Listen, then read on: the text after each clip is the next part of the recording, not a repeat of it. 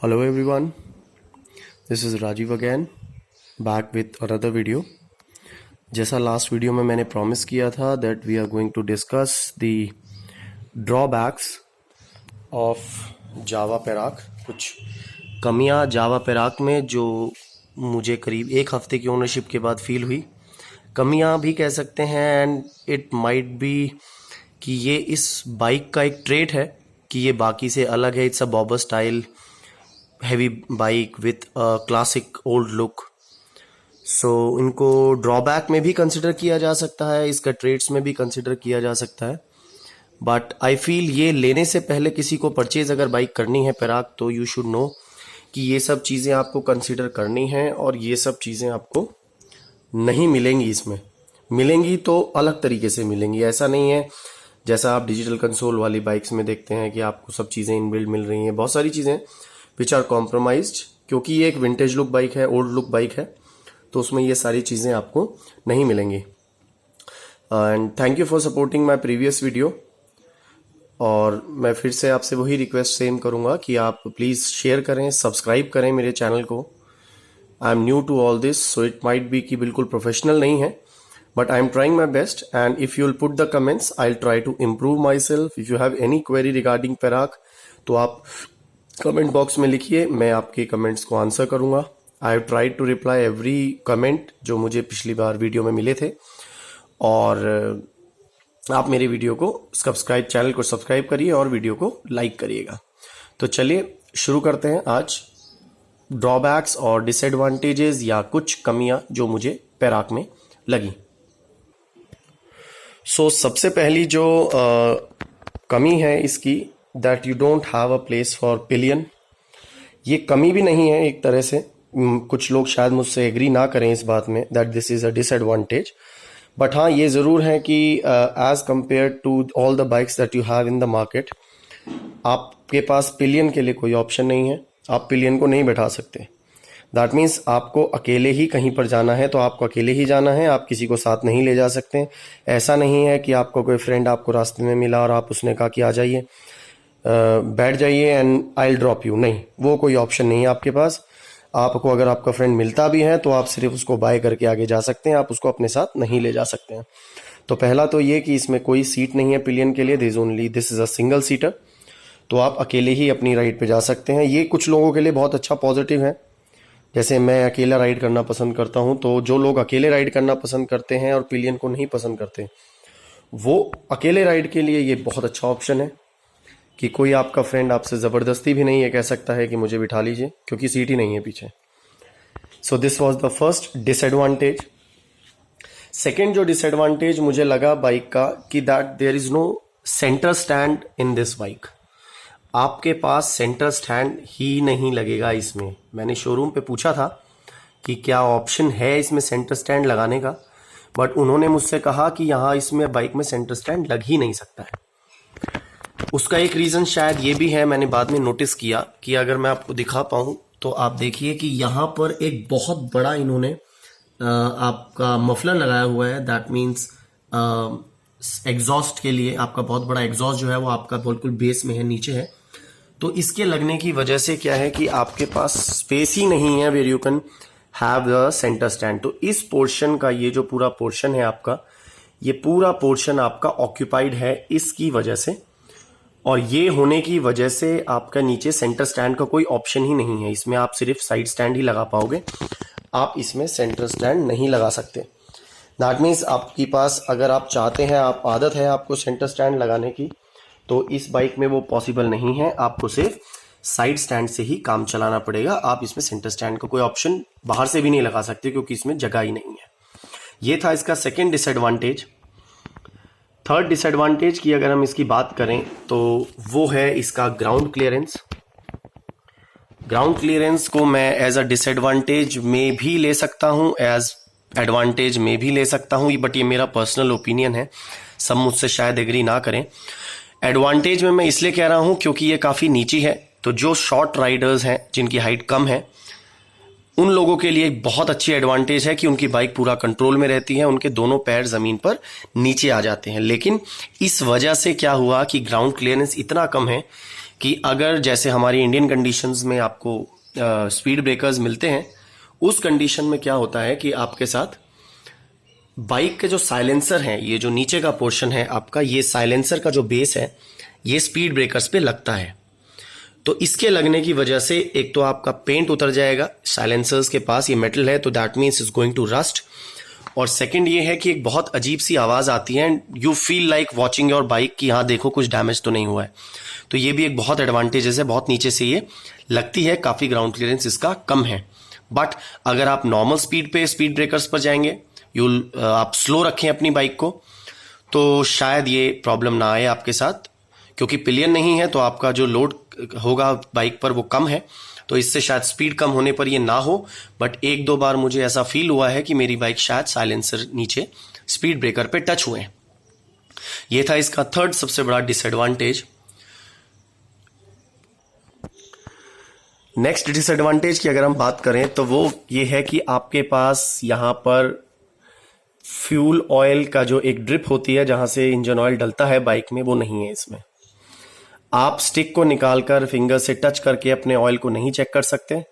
आपके पास ऐसा कोई ऑप्शन नहीं है कि आप उसको निकालें स्टिक को बाहर और अपना इंजन ऑयल चेक करें, ऐसा कोई ऑप्शन आपको नहीं मिलेगा इसमें। आप सिर्फ अपना इंजन ऑयल इस लेवलर से चेक कर सकते हैं। ये लेवलर यहाँ दिया हुआ है, बट इसमें भी पूरी तरीके से आपको विजिबिलिटी नहीं मिल पाती है। तो यानी अगर आप काफ़ी टाइम से राइड कर रहे हैं और आपको आदत है अपनी बाइक में स्टिक को निकालकर उसको फिंगर से टच करके अपने इंजन ऑयल को चेक करने की, तो आपको वो आदत इसमें बदलनी पड़ेगी, क्योंकि आप ना ही अपने आप इंजन ऑयल डाल पाएंगे और ना ही अपने आप इसमें आप इंजन ऑयल को चेक कर पाएंगे। इसके लिए आपको शोरूम ही जाना पड़ेगा। तो ये एक इसकी काफ़ी डिसएडवांटेज लगी मुझे कि आप अपने इंजन ऑयल को मॉनिटर नहीं कर सकते। जैसी मुझे खुद को पर्सनल ये आदत है कि मैं अपनी बाइक का इंजन ऑयल कई बार स्टिक निकाल के फिंगर्स से चेक करना पसंद करता हूँ, तो ऐसा कोई ऑप्शन नहीं है।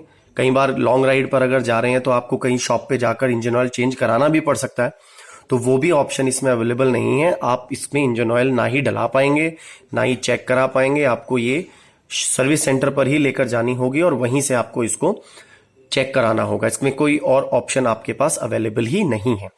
ये थी इसकी एक और डिसएडवांटेज। अगर हम अगली डिसएडवांटेज की बात करें तो नेक्स्ट डिसएडवांटेज है इसका ये चेन कवर। अब ये कहना बहुत मुश्किल है क्योंकि शोरूम पे मुझे कोई ठीक से जवाब नहीं मिला इस बारे में कि ये मेरी ही बाइक में प्रॉब्लम थी या बाकियों में भी आएगी। ये जो चेन कवर है इसमें अगर आप देख पाएं तो यहाँ पर पीछे स्क्रूज हैं जिनसे आपका जो व्हील है वो इस पर रिम पर आपके हब से जुड़ा हुआ है। इसमें पीछे से जो साइलेंसर है, ये चेन कवर है, ये पीछे से बिल्कुल स्ट्रेट है, जैसे ये स्ट्रेट आपको यहाँ दिख रहा है। तो जब ये व्हील रोटेट होता है तो इस तरह के स्क्रू जो अंदर की तरफ हैं वो इसमें स्ट्राइक करते हैं और अजीब सी आवाज़ आती है, जैसे कुछ टकरा रहा हो, कुछ टूट रहा हो। तो ये एक इसमें मुझे प्रॉब्लम लगी। शायद ये मैन्युफैक्चरिंग फॉल्ट है, उन्होंने ध्यान नहीं दिया या छूट गया या किसी भी XYZ रीज़न से, बट ये इसमें प्रॉब्लम है। यहाँ से इससे आवाज़ आती है, ये स्ट्राइक करता है। तो इसका एक सिंपल सा ऑल्टरनेट है, आप भी करा सकते हैं। मैंने तो खुद ने किया कि मैंने पीछे उसमें एक इस तरह से कर्व में एक कट लगाया है।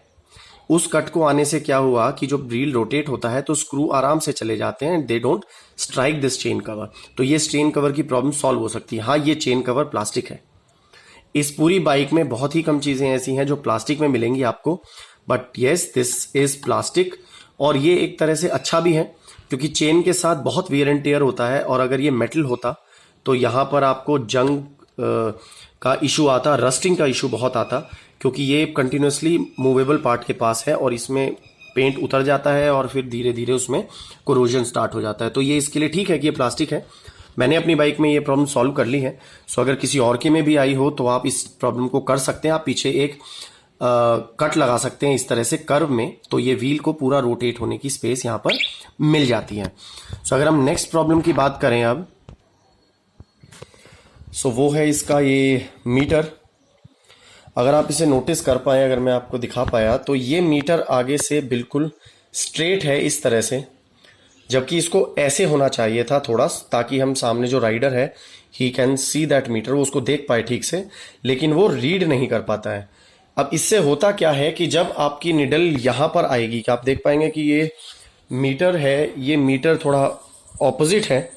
तो जब ये इस निडल यहाँ पर आती है तो अगर आपको स्पीड देखने की आदत है इन द मीटर, तो आप ये निडल रीड नहीं कर पाएंगे। ये बॉर्डर्स इसके यहाँ पे बीच में आ जाते हैं और आप ये मीटर्स में नहीं देख पाएंगे कि ये नंबर्स क्या चल रहा है, कौन से मीटर नंबर पर आपकी गाड़ी चल रही है, किस स्पीड पर आपकी गाड़ी चल रही है। तो ये विजिबिलिटी नहीं है राइड होकर, आपको आगे झुकना पड़ता है टू रीड। सेम प्रॉब्लम इसके साथ है, जो डिजिटल आपका ट्रिप मीटर है, आप इसको भी नहीं देख पाएंगे, इसके लिए भी आपको आगे झुकना पड़ता है। तो ये एक मीटर की विजिबिलिटी बहुत लो है। अगर आप बैठे हैं, बाइक चला रहे हैं, तो आपको सामने की तरफ से बहुत ही कम विजिबिलिटी आती है, मीटर में आप रीड नहीं कर पाएंगे। दूसरी बाइकों में मीटर ऊपर की तरफ यहाँ पर नंबर्स होते हैं, तो जब नीडल चलती है तो आप देख पाते हैं, लेकिन इसमें यहाँ पर ये छुप जाते हैं नंबर्स, ये वाले नंबर 60, 80, 100। तो इस स्पीड पर आने के बाद आप नंबर्स नहीं देख पाएंगे। तो अगर आप इसको पैराक को लेना चाह रहे हैं तो आप कोशिश करें कि आपकी आदत ना हो नंबर्स देखने की, स्पीड देखने की, क्योंकि वो नहीं दिखाई देगा आपको इसमें। तो इट्स बेटर कि आप अगर लेना चाह रहे हैं तो आप इसको अपनी हैबिट में डालें कि आप नंबर्स इग्नोर करें। वैसे भी बाइक चलाते हुए आपको ज़रूरत नहीं पड़ेगी नंबर्स देखने की, पर कुछ लोगों की आदत है और ये एक इसकी ड्रॉबैक भी है कि ये नहीं दिख पाता है, तो ये मैंने इसलिए डिसएडवांटेज में काउंट किया है। और आखिरी जो अभी तक मैं नोटिस कर पाया हूँ उनमें एक इशू है सबसे बड़ा, हीट का। अभी वेदर इतना गर्म नहीं है, बट स्टिल जब इंजन चलता है तो उसकी हीट काफ़ी लेग्स पे फील होती है। पर ये प्रॉब्लम सिर्फ तभी तक है जब तक आपका रेडिएटर फैन ऑन नहीं हुआ। जैसे ही रेडिएटर फैन ऑन हो जाता है ये प्रॉब्लम खत्म हो जाती है, क्योंकि जो उसकी हीट है वो पीछे आने की जगह लेफ्ट और right side of the bike यहां से बाहर निकल जाती है, इस तरह से बाहर आती है, यहां से इस पोर्शन से हवा बाहर की तरफ आती है, तो आपके लेग्स पर नहीं आती। लेकिन जब तक रेडिएटर नहीं ऑन हुआ, रेडिएटर फैन ऑन नहीं है, तब तक आपको रेडिएटर की, इंजन की हीट आपको अपने पैरों पर फील होगी। आप महसूस कर पाएंगे इंजन को कि हाँ लिटरली इंजन काफ़ी गर्म हो चुका है। बड़ा इंजन है, 350 सीसी के आसपास है, सो हीट काफ़ी बनती है, तो हीटिंग इशू है थोड़ा सा। बट रेडिएटर के ऑन होने के बाद नहीं आता ये प्रॉब्लम। ये 5 या 10 मिनट स्टार्टिंग के जब आप चला रहे हैं तब ये इशू आएगा, उसके बाद ये इशू आपको नहीं आएगा। तो ये एक बड़े इंजन के साथ ये प्रॉब्लम आती ही है कि आपकी जो एयर आएगी आगे से वो आपकी पैरों को हीट करेगी। तो ये थे कुछ डिसएडवांटेज जो मुझे अभी तक महसूस हुए हैं। कुछ डिसएडवांटेजेस हो सकते हैं, कुछ इसकी ट्रेट है, अपनी बाइक है, अलग तरह की बाइक है, बॉबर लुक में है, तो ये कुछ इसके चेंजेस हैं। बट ये वो पॉइंट्स मुझे लगे जो बॉबर अगर आप लेना चाह रहे हैं जावा पैराक तो आपको कंसीडर करने चाहिए लेने से पहले। और अगर आप इन सब के साथ मैनेज कर सकते हैं तो मुझे नहीं लगता कोई इशू है बाइक में। बाइक बहुत अच्छी है, आपको लेना चाहिए और डिफरेंट है। मार्केट में आपको नहीं मिलेगी इस तरह की और कोई बाइक, सड़क पे बहुत कम अवेलेबल है अभी। तो करंटली लोग देखते हैं, पूछते हैं, जानना चाहेंगे आपसे बाइक के बारे में। सो ये थे कुछ points. I hope you like my video. आप शेयर करिएगा, सब्सक्राइब करिएगा, कमेंट अगर आप करिएगा, कुछ पूछना चाहते हैं, कुछ लिखना चाहते हैं या कोई क्वेरी है बाइक के बारे में तो आप कमेंट में लिखिए और मैं पूरी कोशिश करूंगा कि I will reply with the answer. आपको सही और सही जानकारी मैं कमेंट में दे सकूं।